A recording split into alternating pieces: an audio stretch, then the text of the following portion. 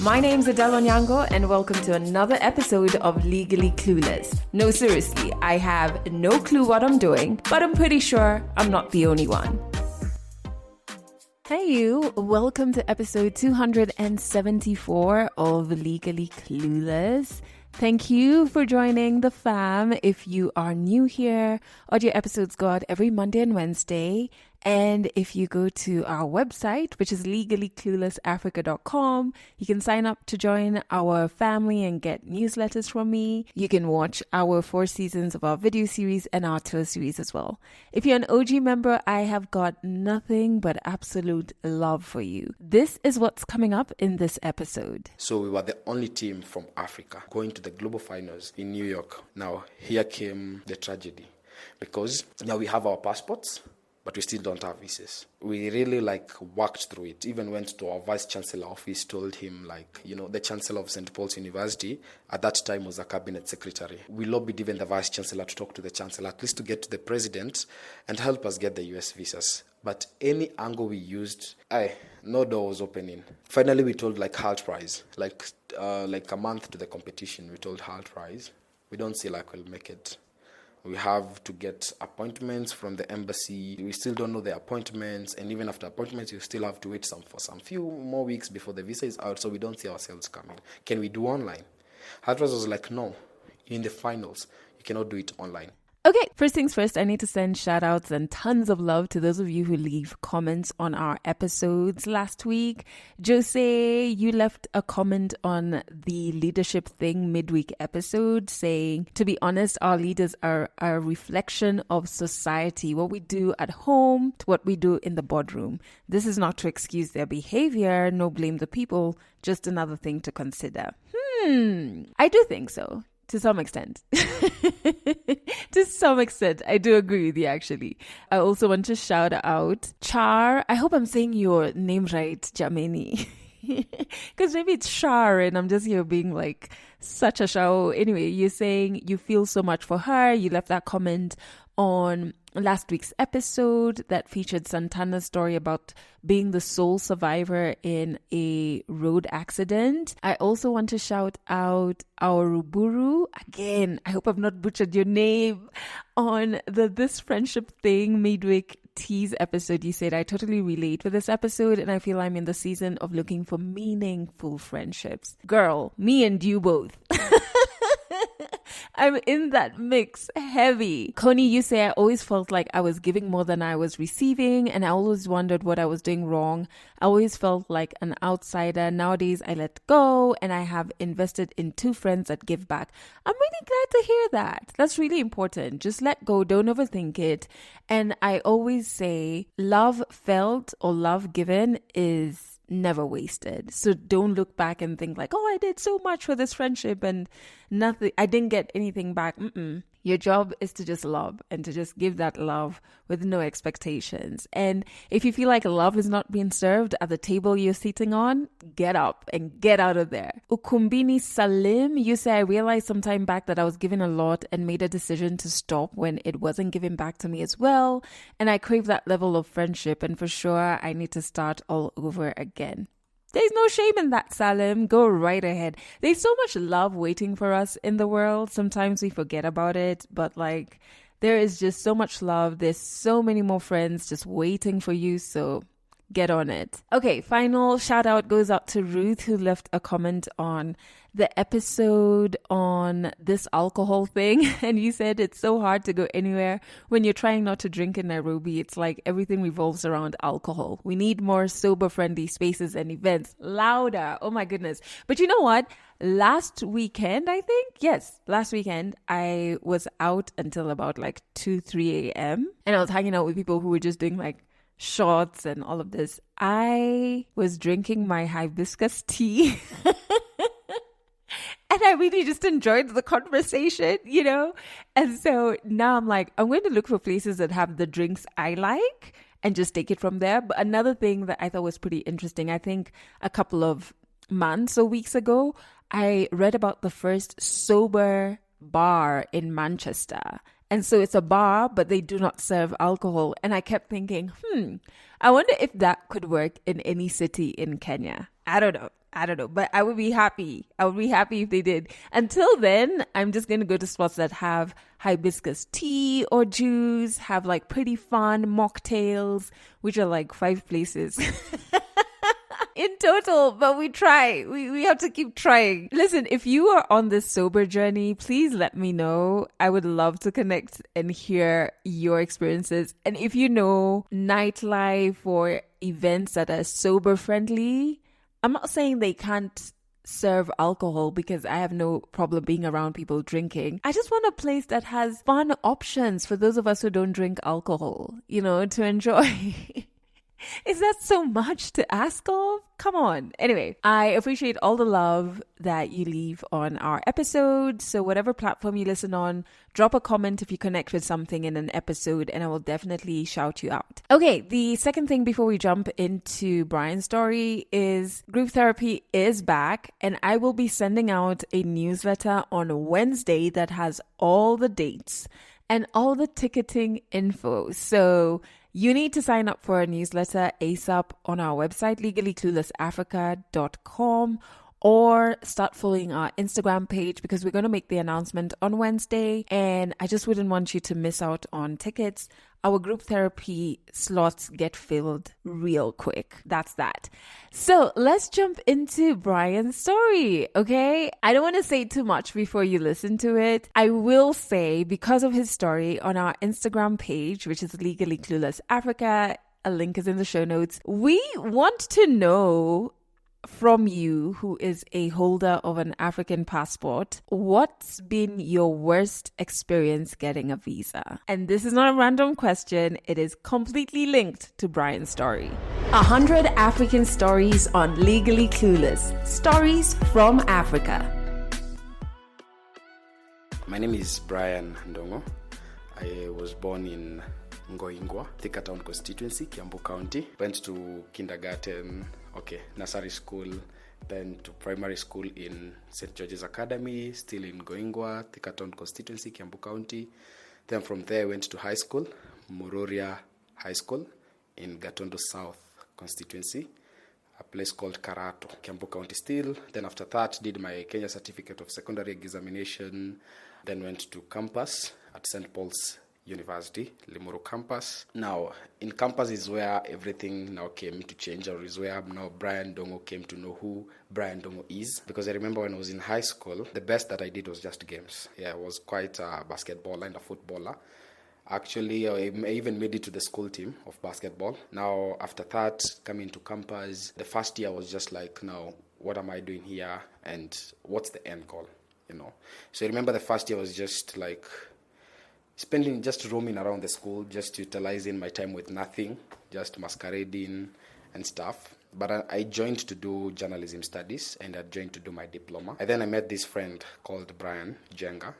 He advised me to be going to the studio and at least get to know what's happening in the studio, how can you operate a camera, how do you do different stuff. And at first I was reluctant, then I decided why not. When I started going to the studio, I started understanding the whole concept around media, around the course that I was doing, and I started becoming more attracted to it. So with time, I continued spending a lot of time in the studio. And then one of our friends came and told me about a club called Beyond Classroom. And then he narrated to me how it used to happen before COVID, then just after COVID, how it fell, and now he wanted us to revive it. So the essence of Beyond Classroom was just to do things beyond class, like even the journalism space. It's not just about the theories you're learning in class, not just about the practical. Let's bring people already in those industries and get to see what are they doing. Even now in business, bring those like Chandari and the likes people and get to see what they're doing. So here we are. I decided now I have nothing that I do. Let me help this guy. We revive this club. And we revived it. And it became quite a movement in the school. And I remember one time when I was elected as the chair of the Beyond Classroom, we invited Adele for one of the talks. And together we had tagged her with Ezekiel Mutua. But all did not go well. That's a conversation for another day. But at the end of all those Beyond Classroom events, because we are doing them every semester, I really got to network and understand what is out there.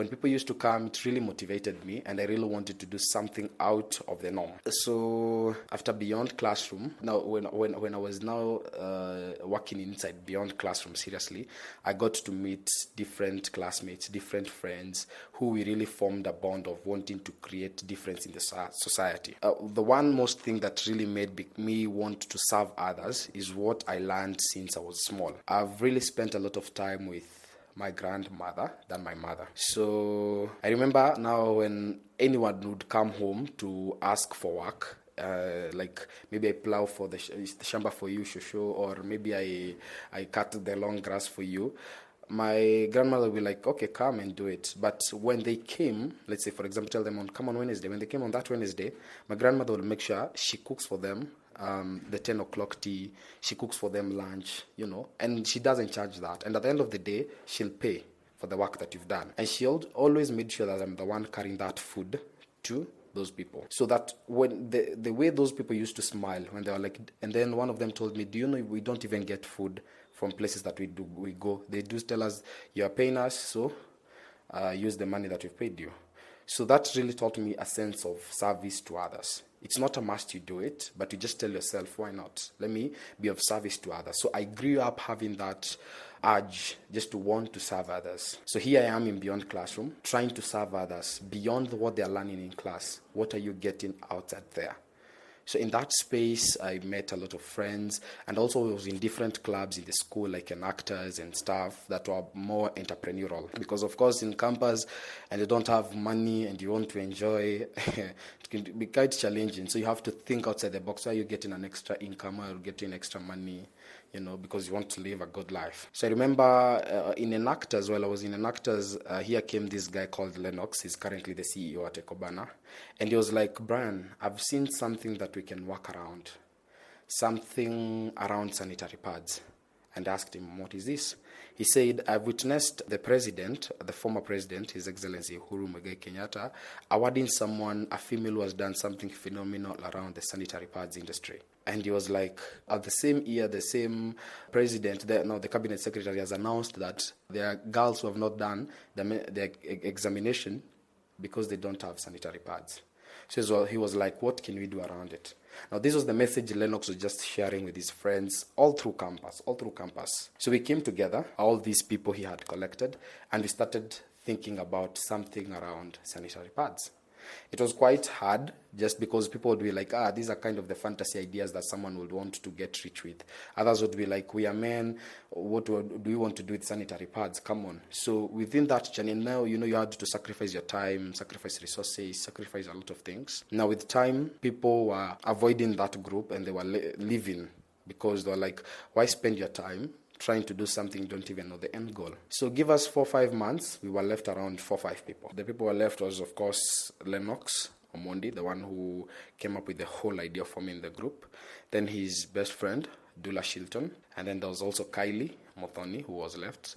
And I, Brian Dongo, and another guy called Emmanuel Omondi. And now we continued with the focus and the journey, the 5 of us. At that point, we didn't have even a name.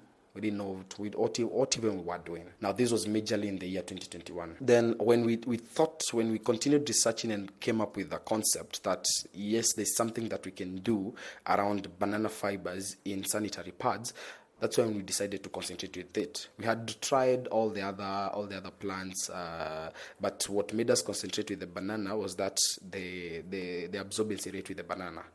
So we decided to focus on that project for banana. And I remember that year, 2021, we decided to call the project Rise in Hope. And we decided, let's go to these competitions that we hear in university, innovation competitions. Let's go to these competitions organized by organizations. We just get to know what happens. So we went. And I remember the ever first competition that we stood, I even refused to go on stage. And I remember Kylie and Lennox went on stage. It was in Strathmore. It was organized by Kenya Climate Innovation Center, and the winner would have walked away with 900,000 Kenyan shillings. So when they got on stage, because I didn't go, I was like, now what are we doing here? What will they say? We're just going to share an idea. We've not done anything big on it. So they pitched the idea, and when they finished, and then the judges announced the results, they were position 3. Currently, those 5 people are the directors stroke shareholders in the company now called Ecobana. So the 5 of us now, we started going for those innovation competitions in different universities. So we went for this one for Strathmore, competed, and became position 3. And we were like, it's difficult, yes, but it's not that difficult when you focus and you know what the judges are looking for. So we were like, we just came back with a certificate that time. The certificate written Rising Hope. But I'm telling you, since that competition, the following competitions, we never saw top 5. And I don't know why. We really tried to do what the judges said, but it wasn't working. So like 2-3 competitions after that, different universities, different organizations, we were just failing. And then Lennox was like, what if it's the name making us fail? What if it's us who are not thinking outside the box? Now, what does Rising Hope has to do with sanitary pad? We tried explaining the aspect of giving hope to girls, but it was like, what if we frame it a little better? Now, through the process of searching, thinking, reimagining the name again, hence the name Ecobana came. Because we decided now we are working with banana fiber, and our main goal is like to, of course, help the ladies and the girls, but also take care of the environment because our sanitary pads are biodegradable. We were like, let's use eco, meaning ecology, environment, and then banana, the bana, short form of banana. And that's how now the name Ecobana came. And immediately the competition we registered under Ecobana, we won. That was the first competition we won at position 1. This was in JKUAT, and it was the Kiambu County Innovation Week. And we scooped at position 1. Now, it was the students category, and those were not students category. Now, in the students category, we won at position 1. And you see, this is something that we had now just researched further. We just have a concept. You've not really done something tangible, but when you're pitching and you're answering the questions, how would you go to the market? How does your business model look like? We were able to convince the judges that this is the right project to give the money. So after that competition, we went back to the Strathmore one. Now this was almost to the end of 2021. And now even the Strathmore one, we scooped at position 1 and scooped the 900,000 Kenyan shillings. So when we went to year 2022, we had all this aspiration, this zeal, this energy to make this thing better. And January 2022, Kylie came and told us about something called HALT Prize. And we're like, what is HALT Prize? She told us it's a club in school. We're like, we never heard about it. What does it do? She told us, you have an opportunity to win $1 million US and also have an opportunity to travel outside. For us, we just wanted to travel outside. That was the key goal because we're like, how do you get to win $1 million US? That's a fantasy. So let's just travel outside. So it was like when you win the university level, you go to South Africa. Nice. South Africa, here we come. Because, of course, which project will defeat us in our university? And we've been practicing going to different universities. So around March 2022, the on-campus at St. Paul's University happened, and we scooped position 1. And we knew how South Africa, here it comes. But which South Africa, you're going with no passport? So we were like, oh my God. HALT Prize was like, guys, you're going nowhere, you have to compete online. So we were like, okay. At first we felt demoralized because we were like, everyone is going to South Africa. We're entirely doing this online. Will we win? But Lennox was like, guys, I know it's not what we wanted, but let's work with it. Let's see. We've got ourselves here. Let's see how it will go. So we entered that online phase, the South African phase. At the same time, now in Kenya, applying our passports and looking for the passports because now that was a challenge. And for us, we adapted this thing. When you find a challenge, you work on the solution immediately. So while you're continuing pressing somewhere else, you're working on the challenges that you met. Now here came the South Africa competition. We competed online and won at position 1. We defeated all the teams that were there physically. And that's when it dawned on us, it's not just about traveling. We can win the $1 million US. Because the next phase was a whole accelerator of 6 weeks in Boston. 3 weeks online, 3 weeks physically. Okay, what do I mean by an accelerator? Now, HALT Prize has this, they call it the HALT Prize Accelerator, where now the teams that have won the on-campus and regionals get to enter an accelerator where they are taught how to pitch, how to run businesses, how should their business model looks like, how should their financial plan look like. Like the whole 6 weeks is just training, like giving you more insights in the business field. HALT Prize equips you with all that knowledge as an entrepreneur. Just because of being a competitor inside, they give you all the knowledge that you need when running your business. So they teach you, they bring experts, CEOs, big founders from big companies, tech, different industries, and you given sessions, 2-hour sessions, 3-hour sessions where they teach you to do something, and then you can ask questions and follow up. Now, this accelerator had been divided into 2 phases. So we started with the online one. By this time, we already had our passports, but now we didn't have visas. So for us, we had to do this the whole 6 weeks online. The other teams, they did 3 online. Then the other 3, they went physically. At least every team had 1 representative or 2, or the whole team physically. It was only Ecobana that the whole team was online once again. And now it was even now more difficult because there were like knockouts. When you did on campus, then went to regionals. Those who won regionals, it was like knockouts. Only like the first 10 projects from each region were proceeding. So we were less than 50 teams in the accelerator. The diversity of the 50 teams, they come from different countries, from different continents. Each continent was represented. Now, from Kenya, we were alone. From Africa, we were 3. As a continent, we had only 3 teams in that pool of 50. People from Asia were there, people from the US were there, people from India were there, different parts of the world. And now, each one has different projects under different industry and a different stage where they are.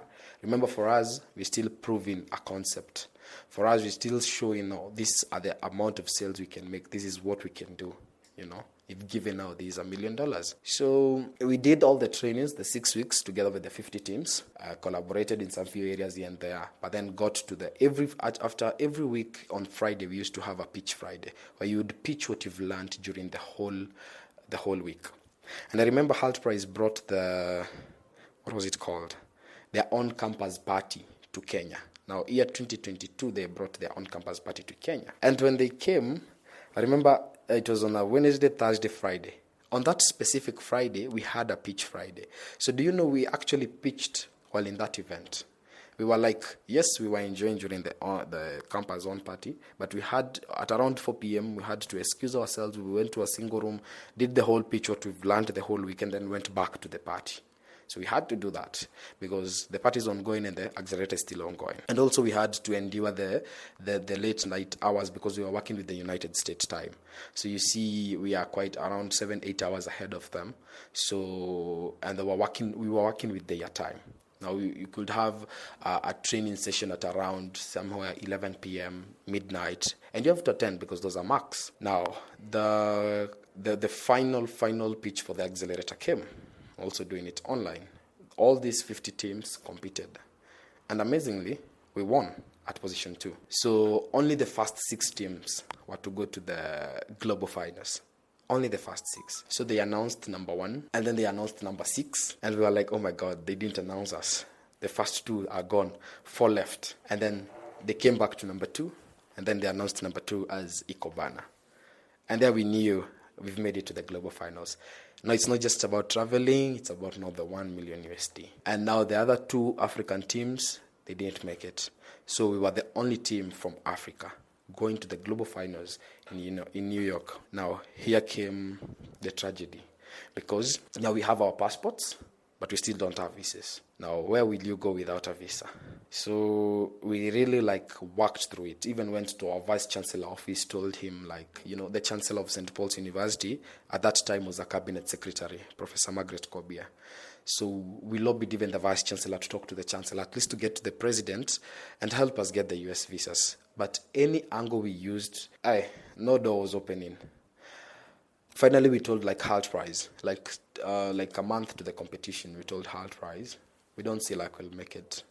We have to get appointments from the embassy. We still don't know the appointments, and even after appointments, you still have to wait for some few more weeks before the visa is out. So we don't see ourselves coming. Can we do online? Halt Prize was like, no, you're in the finals. You cannot do it online. And they're like, send us your emails, send us your details, send us everything.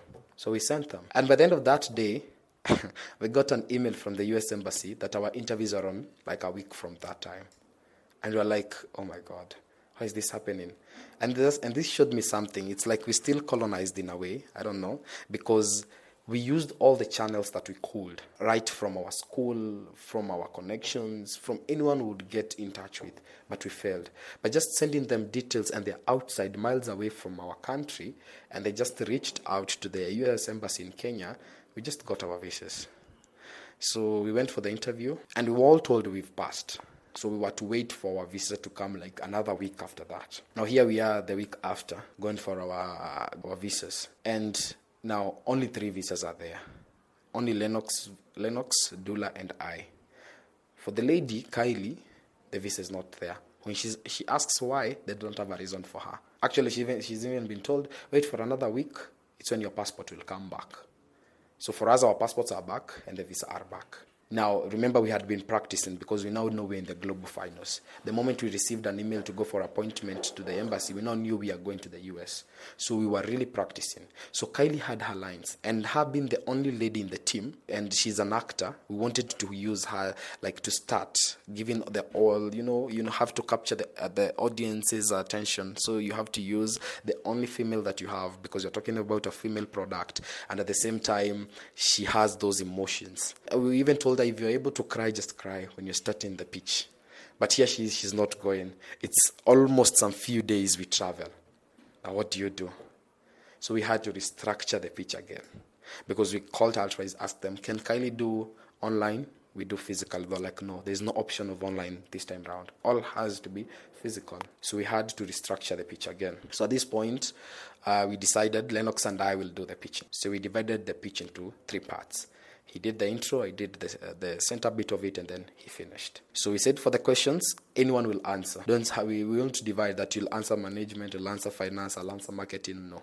If you feel you can answer the question, just start. Now, those like 4-5 days to traveling, we've already restructured our pitch. We start now rehearsing afresh. Lennox is the one to start. There is no now emotions, a new different approach. And we took our flights, went to the United States. We arrived. We met the team that had won at position 1 because we had proceeded at position 2. They were known as Bria. They come from Hong Kong, and in Hong Kong they make beer out of bread waste, both alcoholic and non-alcoholic beer, and they're already in the supermarkets. So I remember that day the CEO was like, are you a team Ekobana? Yes, make sure you have enough sleep. And I was like, why are you doing that to us? He's like, that's like playing with us mentally. They're telling us, like, make sure you have good sleep. I'm like, okay. Then the following day, it was the competition day. So we just rehearsed a little bit, then slept. Woke up the following day and went to that room. The moment we saw other teams, how they're dressed, how they're prepared, we were like, we started feeling the winning coming home because we were the only team who had like matching suits. First of all, we were so big on dress code and how to present yourself. So we were like, what are they? You can see like when they come on stage, the male have the same dress code, the female have different dress code. Other teams, each is wearing something different. And we're like, we had already branded ourselves with our own company t-shirt, and then we decided, let's do a maroon suit. We were the second team to pitch on stage.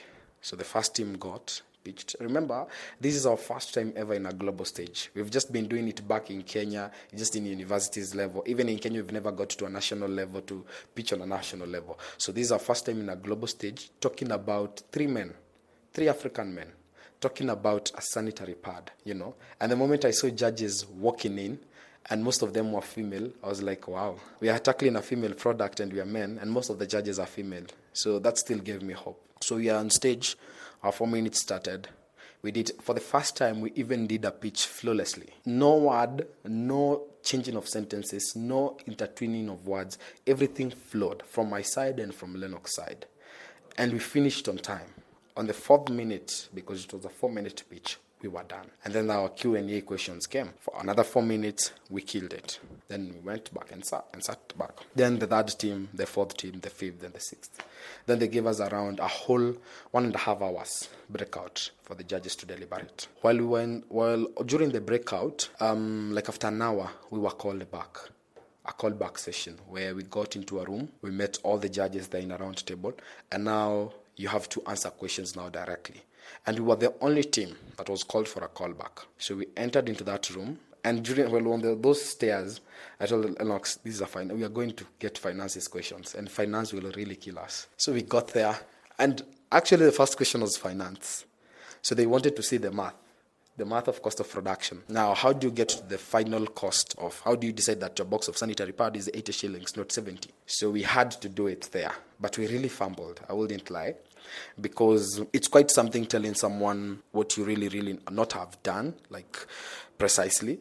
Now you have to figure out that this is what will be the cost of electricity. This is what the cost of water will be. This is what maintenance of machine, the cost of branding the box, the cost of buying the raw materials, the cost of, like all that, we had to tell them, this is all what we've done. And then we've put, this is a margin, a gross margin that we've put, maybe of 10 shillings or 15, and now this is what the final price is. But in between that math, we really fumbled. We really ate our mouth.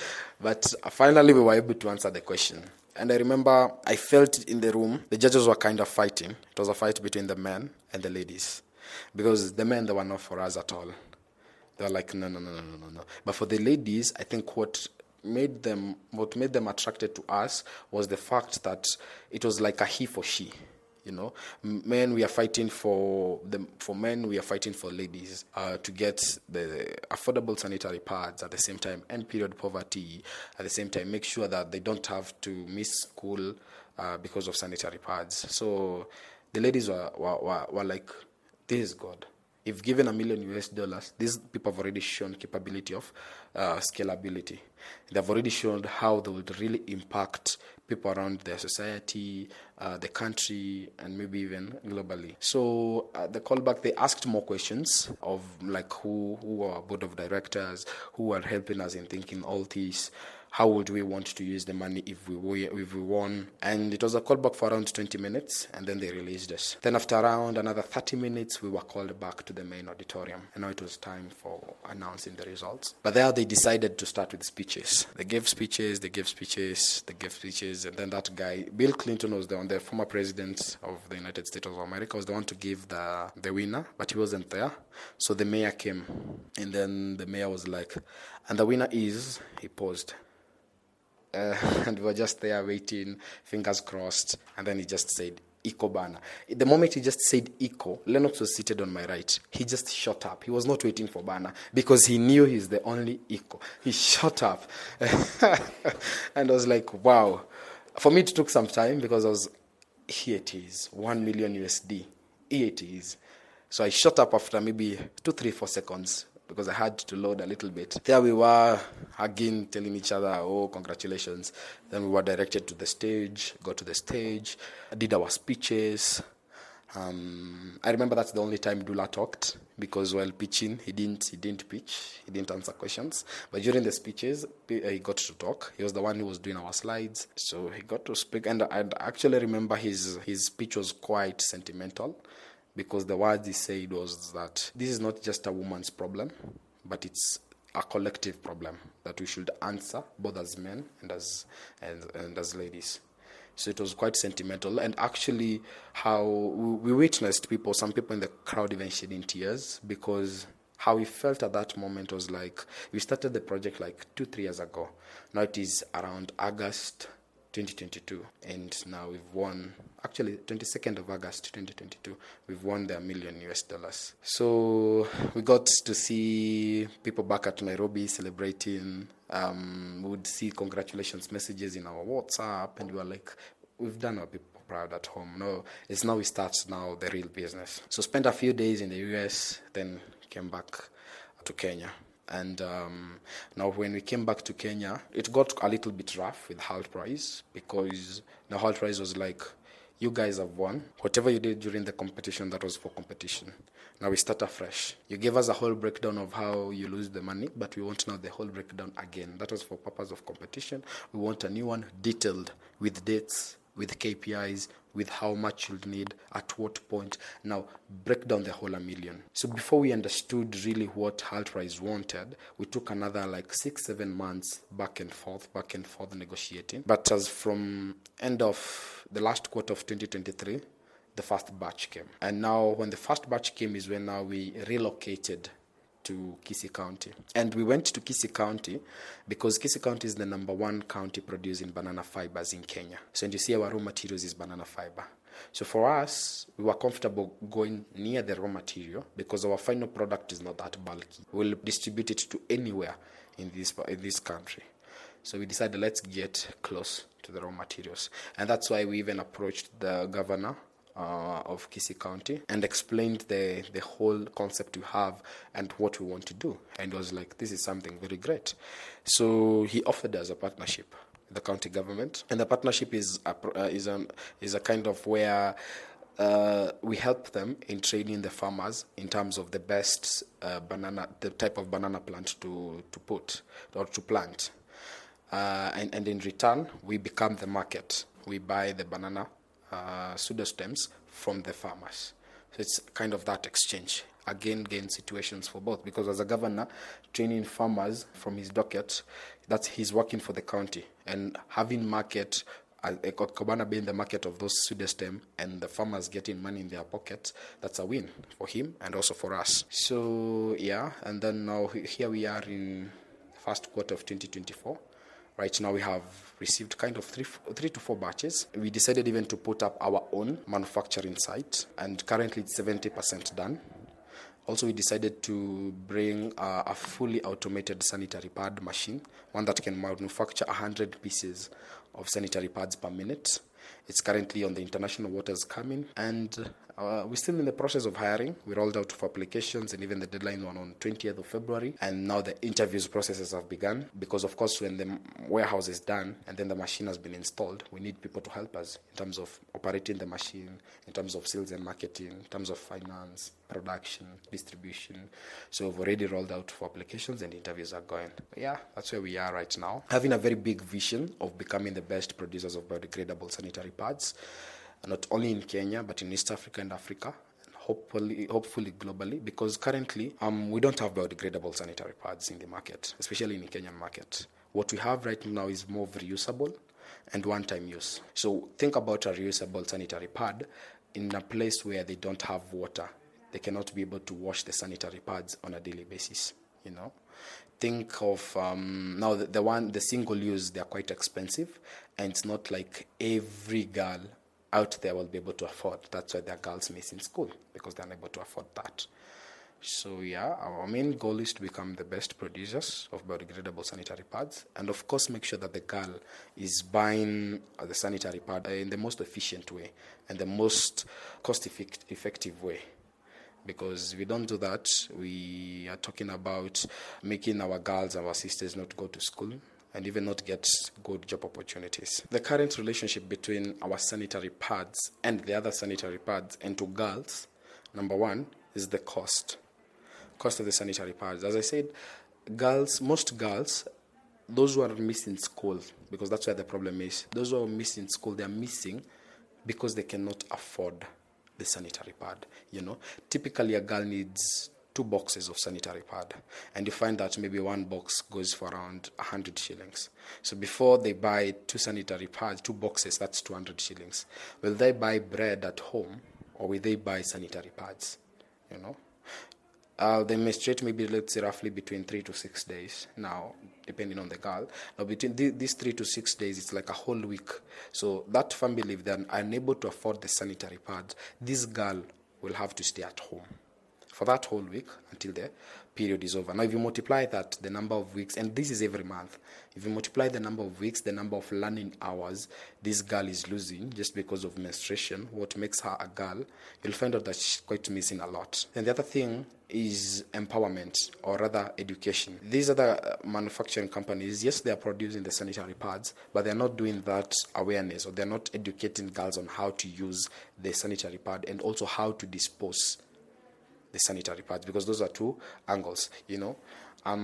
You might find a girl who is not new in this, she's just hit her puberty, she's in primary school from a rural setup. Now the moment she sees blood, she's like, oh my God, what's happening? But the moment you educate while taking these sanitary pads to them and tell them, and having these regular awareness and telling them that this is how you use the sanitary pad, this is how you dispose it off, you know, you're creating a different concept and a different awareness that these sanitary pads, this is how they're used and this is how they're disposed.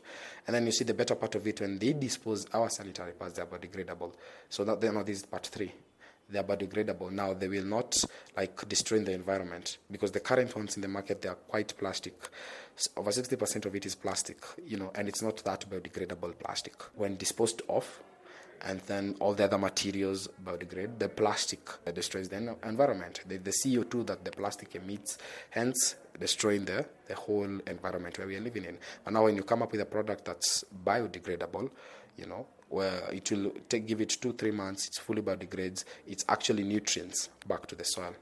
So yeah, those are the 3 things that make us different. My word of encouragement to any young person out there starting their startup or already in their startup, I'll tell them, so far they have already seen that it's not a walk in the park, and the only thing they need to do is just focus, consistency, and hard work. There's no shortcut. They have to really, really focus on their startup, what they want, the problem that they are solving, and how they're solving it. And then the consistency. Do it in and out, day in, day out. Let it be like what you breathe in and breathe out every day. And then hard work. You just hard work, stroke, working smart, all of them in one box. Work hard, work smart, towards what you want to achieve. And at the end, you'll make it. You should be expecting to see Ecobana sanitary pads out there somewhere between September to December, because we have an aim of launching somewhere between July, August. So when we launch, of course, I don't want to promise that you'll see us in the shelves, but you'll see us out there, because our business model, we don't want to go to the shelves. We want to go direct to where the customers are. We want to go direct to schools. We want to go direct maybe to, if you're working with women reps, we want to work with women reps in their specific county, you see. Because the moment you go to the shelves, that means those people who have money are the ones who will enter in these supermarkets to buy the sanitary pads. But if you enter into a form of a partnership between schools, where you take maybe even Nairobi County, just calculate the number of high schools, the number of primary schools, the number of universities that are there. That's quite a lot of market. So we want to go direct to this. So I can promise that you'll see us in different schools by the last quarter of this year. Catch more African stories in the next episode of Legally Clueless. Oh my goodness, I love that story. Oh my word. I was like hanging at the edge of my seat when it got to like them going to the States. Oh, actually, no. I was anxious when they got the approval to go to South Africa and they got into that. I was on the edge of my seat, waiting for them to get their passports. And then with the America thing, I was like, oh my God, anybody give these kids a visa. That didn't happen for everyone, which was so heartbreaking. I hope you enjoyed Brian's story. At the beginning, he did mention that the club that they founded invited me for a talk. I actually spoke about the talk on my podcast many episodes ago, because I feel like that was years ago. But you know what? I'm going to dive deeper into that experience in the midweek tease this week, just because I still feel strongly about what happened that day, how I think it happens in very many universities, and I don't think it's right at all. And this is in no way, shape, or form a reflection on Brian and the team that was running that club. No. They were youngins, no.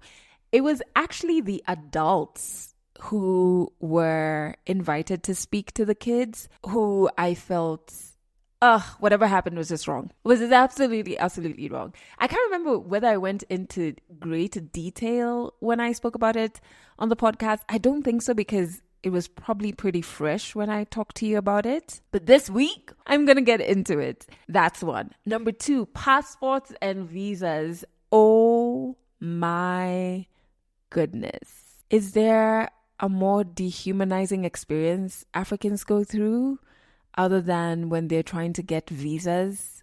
Oh my goodness. Let me share my experiences, right? I remember, I think the most dehumanizing visa experience I had was when I was first going to the States. I think that was like in 2018.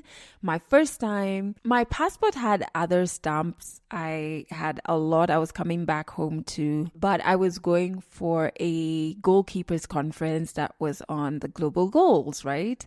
And so back then you'd get an appointment very easily, which I did. I know that's not the case now, which I did though. And then I had my letter, which was from the Gates Foundation at the time, because they were the ones who invited me. When I went into the hall, I don't know how it is now, because once you've gotten a visa, now you just do renewals. And for renewals, you don't have to go there in person. You kind of just fill out stuff on the website, and then you mail those things via DHL, so you don't go to the embassy. At least I didn't go when I was renewing mine. When did I renew? Last year. Anyway, but this was 2018, so first time getting a US visa.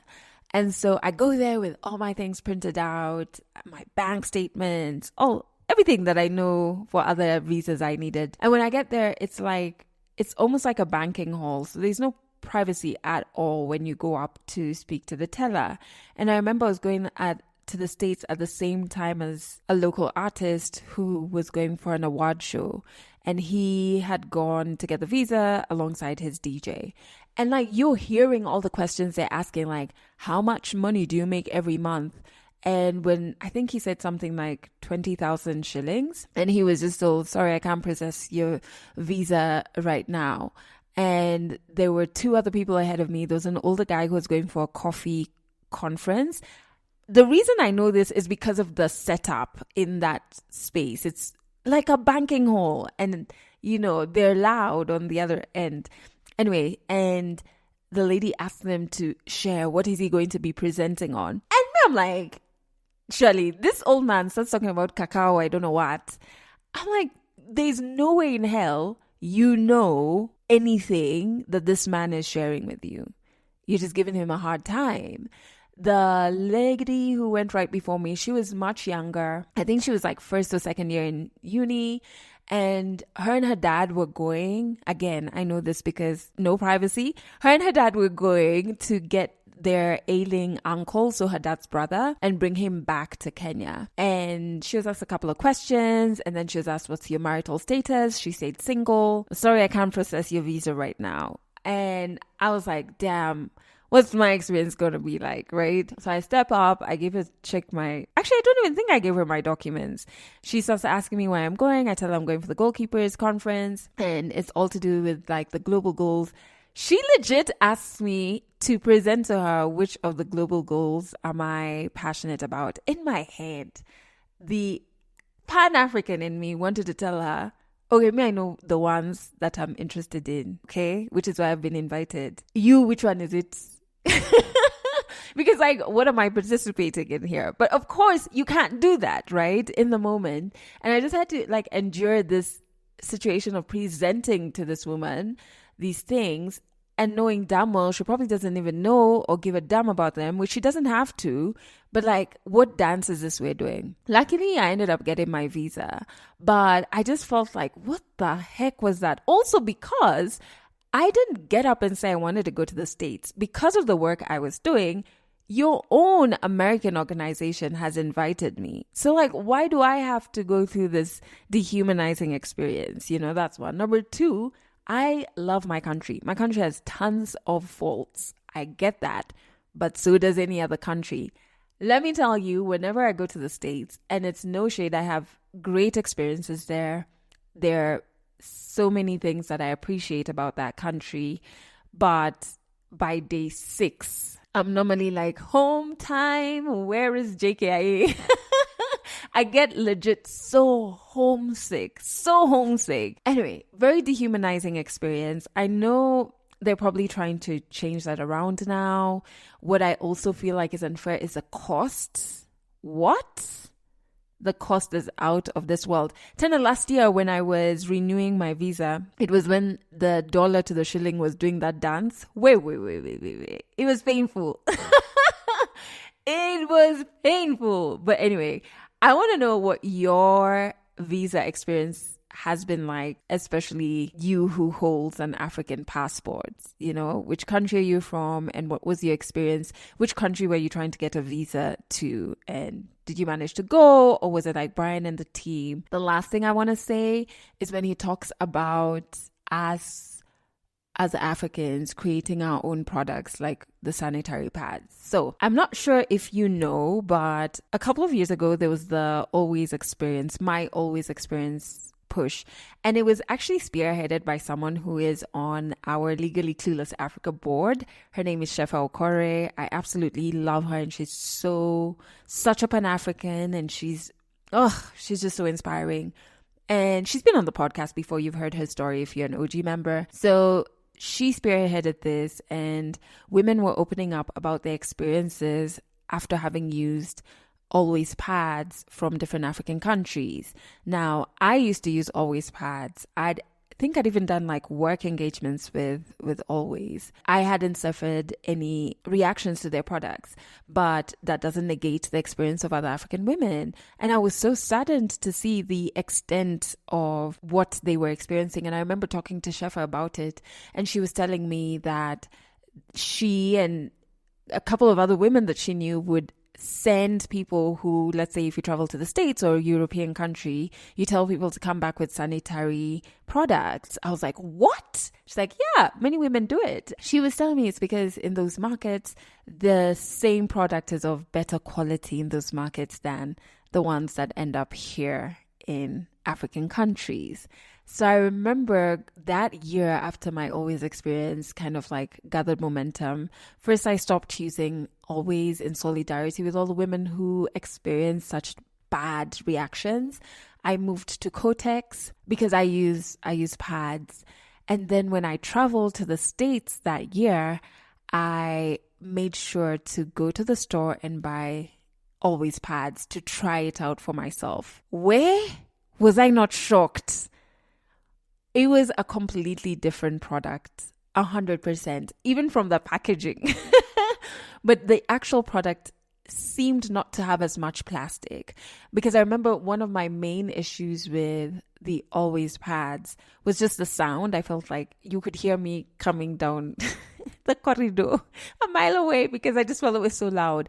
This one was like less plastic, less sound, and it just so much better quality. You know, I know after the aftermath of my Always experience, there was a push to have them change the quality that they bring to African women. But even that we had to get there is crazy. Like, why were we being seen as lesser to begin with? Like, that's so fucked up. Anyway, I then get very excited when I hear local players creating sanitary towels for us. You know what I mean? And I hope they grow big enough to give big companies a run for their money, and that this particular product is good for the environment is just a plus. So I like this story because of that. And I'm wishing the entire team, you know, all the best as soon as they go into market. I hope they give us a heads up so that we can tell you once you can start looking for their products. Okay, if you want to share your story on this podcast, in the show notes, there is a storyteller form. Fill it out, and one of our correspondents will get back to you and we'll record your story. We record all year round now, so no days off. We want to hear your story. If you're African, we think yours is a valid story. If you're in Eastern Africa, catch us on Trace FM every single Monday and Wednesday at 1 p.m. and 11 p.m. And we're there on Fridays at 1 p.m. as well. Just go to traceradio.co.ke to stream. Finally, I want to leave you with just so much grace and love. I don't know. I'm feeling like, I'm in good spirits. So I'm sending you love. I'm sending you grace. I'm sending you strength. And if you're having a very bad week already, I'm sending you a huge hug. That's it for this episode of Legally Clueless. You can share this podcast with your friends. You can keep it for yourself. I'm not judging. Just make sure you're here next week for the next episode.